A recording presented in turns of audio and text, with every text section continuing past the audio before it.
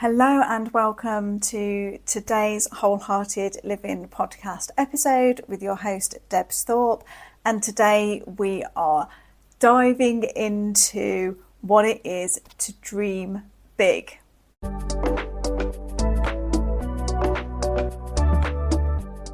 Following on from the last episode where we spoke about the power of a decision, I left you with what it is to make decisions based on your human mind, your human brain and self versus your higher mind and your higher self. And what it is to follow the dream and the desire rather than almost like staying put where you are and staying within the known. And I promised that we would, in a future episode, dive into what it is to reconnect with your dreams and desires if you're really struggling right now to know what they are. And I felt like this would be a really good follow-on from that. So today we're going to dive in a little bit into some tools and techniques for reconnecting you with your true dreams and desires if you feel like you have lost touch with those. Now, this can happen at various points in our life where we feel like we've got into a little bit of a rut or a little bit of a routine. Maybe we, to some extent, feel like we're going through life on autopilot. Life gets busy, for example. So, maybe you feel like you're just caught up in everyday life and there's not really been a moment for you to stop and think about whether you're actually happy or this is what you want or this is meeting your dreams and desires. So that's some of the reasons. Whether this resonates for you or not, this was certainly my experience, was I was a kid who had huge dreams and ambitions. I was exceptionally self-motivated, and I, to this day, still don't know where this dream and desire came from, and I don't know where it still fits into my life today. But ever since I can remember, so easily from 5 years old, I had a desire to be a pilot, and not just like any old pilot. I wanted to be a fast jet pilot, and at that stage, I wanted to be the first female Red Arrows pilot. So for those who aren't UK based, you still might know who the Red Arrows are, but they are the display team, and they go all around the world doing the most amazing displays. So at that point there had not been a female Red Arrows pilot, and I was like, that's what I want to be and do. And I spent my childhood with that goal in mind. I joined the Air Training Corps at 13 years old. I learned all with the ambition that I would go into the RAF, and I was very sporty for that reason, to keep up with all of those requirements. I took maths and physics A levels. I literally spent so many of my free time at different air shows, and I did my work experience on an RAF base. Like everything, or certainly a huge part of my life, was geared up for that dream. And I remember I was just coming towards the end of my first year of A levels, and I was about at the age of going to the recruitment office, getting ready to basically I would go to university, which the RAF would pay for, and also do my training alongside that.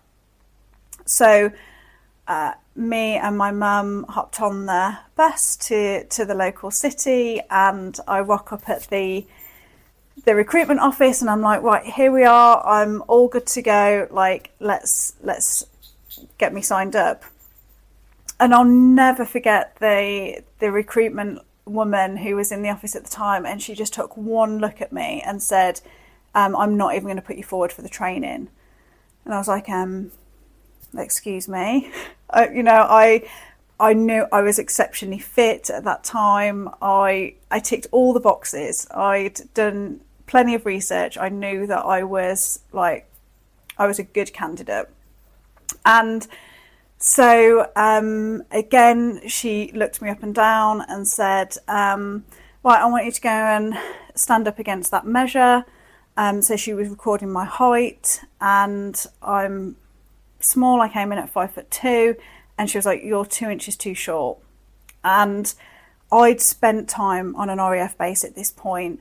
I knew I was the right size for a fast jet. So, fast jets are pretty small. I'd been in a cockpit enough times, I knew I was okay.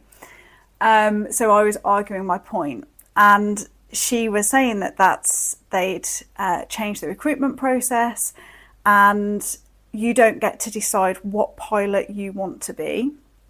In the RAF, they put you forward for the training, and then whatever pilots they need at the time, that's what you'll get funneled into. And she said, you will not be tall enough if you end up in one of the big Hercules or like the big cargo planes.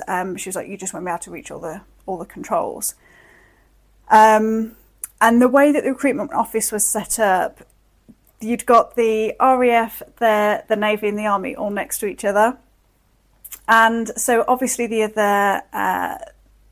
other guys had been listening to the conversation, and they were like, you can come and join us. So I had the option to join the Navy or the Army. I could have had the choice of any other job in the RAF, literally any of them. And I was just so distraught and so heartbroken at the time that, I could not foresee a situation in life where this dream that had been within me for so many years didn't happen. So, and it was so abrupt as well to not even get to the stage of filling out an application form. So I remember walking out of that office with my mum. I was in the middle of the city centre. I just broke down and I was like, now what? My whole life had been geared towards that dream. I had no clue at all what else I would do.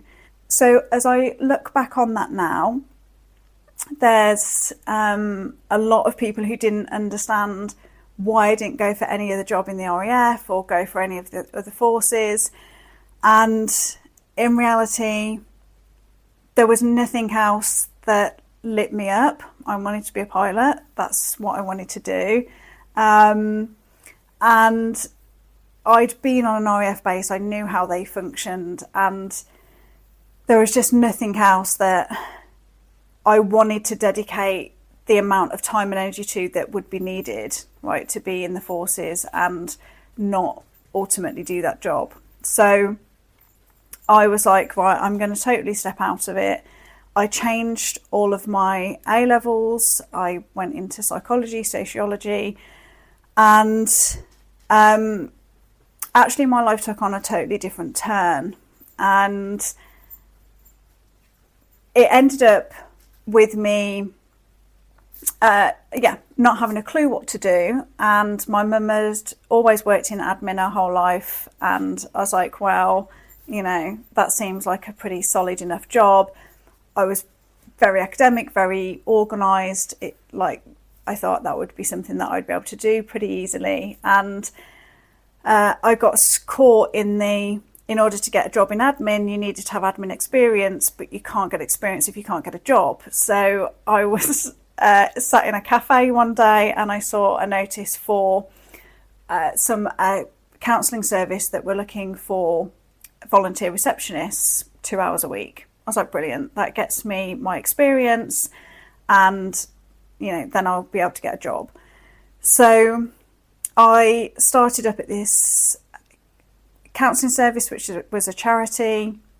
What started as a 2-hour shift every week quickly became, I think in the end, 2 days and an evening. I volunteered there. I absolutely loved it, and the manager was absolutely amazing and very much took me under her wing. And within a few months, they were going to be doing their introduction to counselling course. She took me to the side and said, I really feel like you should do this. I see something in you that I think you'd make a really, really good counsellor. And so that was the start of my counselling journey at this point, 18 years old. So my life took on this whole different turn, which was amazing in itself, and it has led on to me working in this field for 20 years.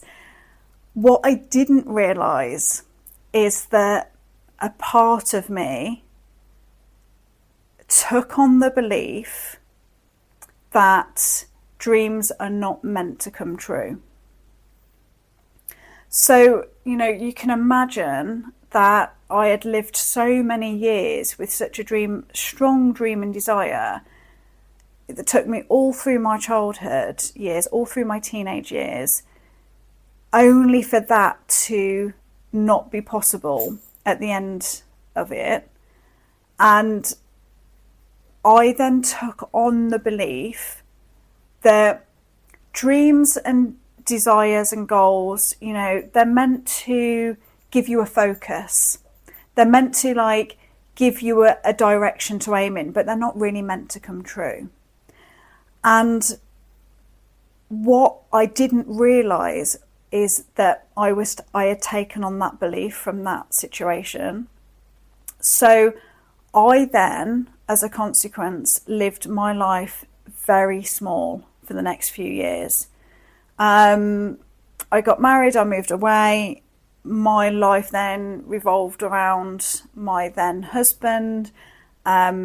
He did go into the military, so I became a army wife at that point and lost a huge amount of my identity. And, I settled because that's what I believed you needed to do. That dreams and desires, they're not meant to come true. It gave me a focus throughout my teenage years. That's what it was there for. And so I then totally and utterly lost touch with my own dreams and desires for my life. And there's a huge period of, well, not huge, but maybe 7 or 8 years of my life following on from that, where I actually didn't even bother checking in with myself to see what I dreamed and desired for myself, because what was the point? I was settled, I was living a relatively good life, particularly at that age. This was it. I was married. This was it now for me. And it wasn't until my then husband left the army, I got a job at Exeter University, and I actually ended up volunteering as a caseworker for RAFA, and they are the association that supports ex-RAF personnel. And of course, being back in that kind of environment, and I was able to bring a lot of my counselling and therapy skills into that role, supporting such a wide variety of people. That obviously couldn't have not ignited that spark again.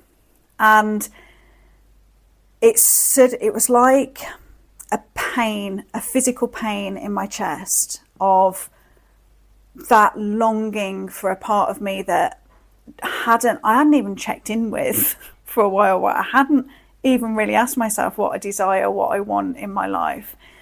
And that became the way that I then began checking in with myself again about what I want for my life and what I desire, and if I was prepared to just settle.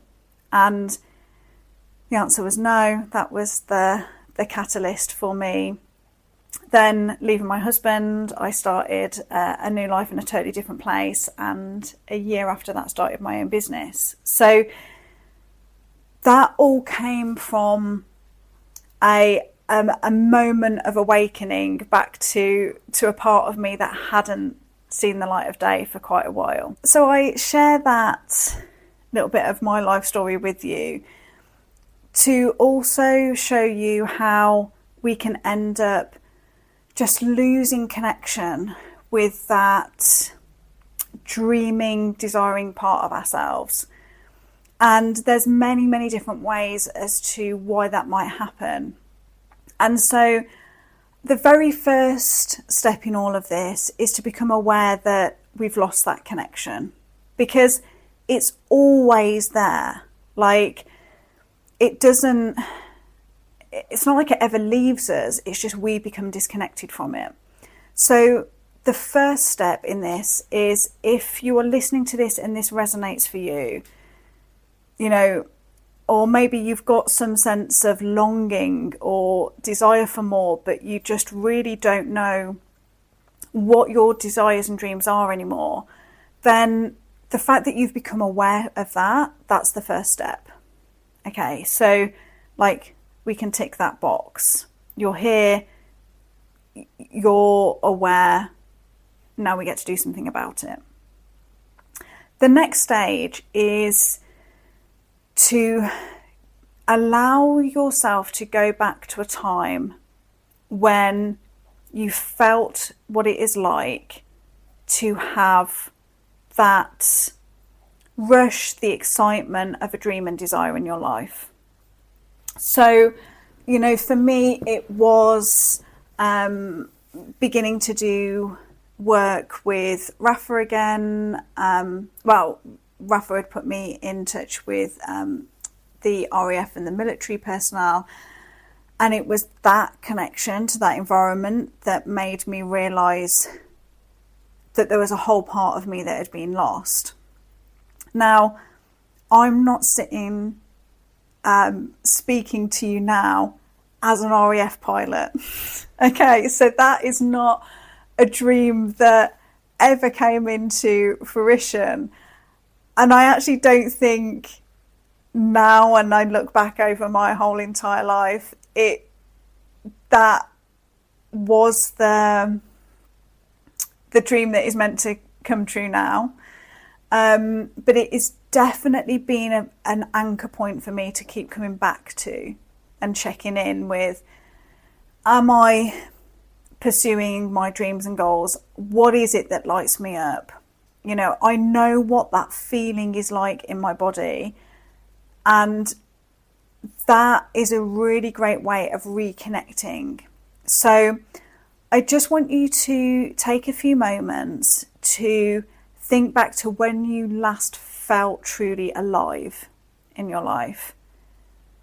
You know, that like on fire feeling, that like almost bliss and excitement, and it's almost indescribable, but you know it when you're in it, right? That sense that you're kind of in your fullness in that moment. You're pursuing something really worthwhile, right? So think back to the last time you felt that in your life, and that's going to give you a really, really good idea as to what where you're at now in relation to that.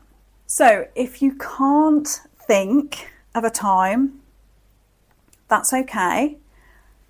Allow that question to just sit in your subconscious and allow it to now just work in the background for the rest of the day. You might have a random thought about something as you go throughout your day, or you might dream about something this evening. So just allow your subconscious to kind of reveal the answer to this question. And if by tomorrow you still don't have a clear memory or a clear point in your life when you felt that aliveness, I want you to think back to when you were a kid. I want you to think back to times as a child when you felt most alive, free, fun, like filled with happiness, laughter, excitement. What were the things that you loved to do that you could just spend hours and hours doing, and it felt like no time had passed at all? What would be those games that you'd play, the activities that you'd go to, that, when you just had some time to yourself? Okay, because that gives you a good starting point for the sorts of things that light you up in life. And by then starting to pursue those things or entertain those things now as an adult, it provides that connection back to, who you truly are and what really lights you up. And it gives you a starting point for some of those dreams and desires to come through. So that's another tool that you can use to reconnect. You also get to dream, meditate, go on some guided journey for this. So, you get to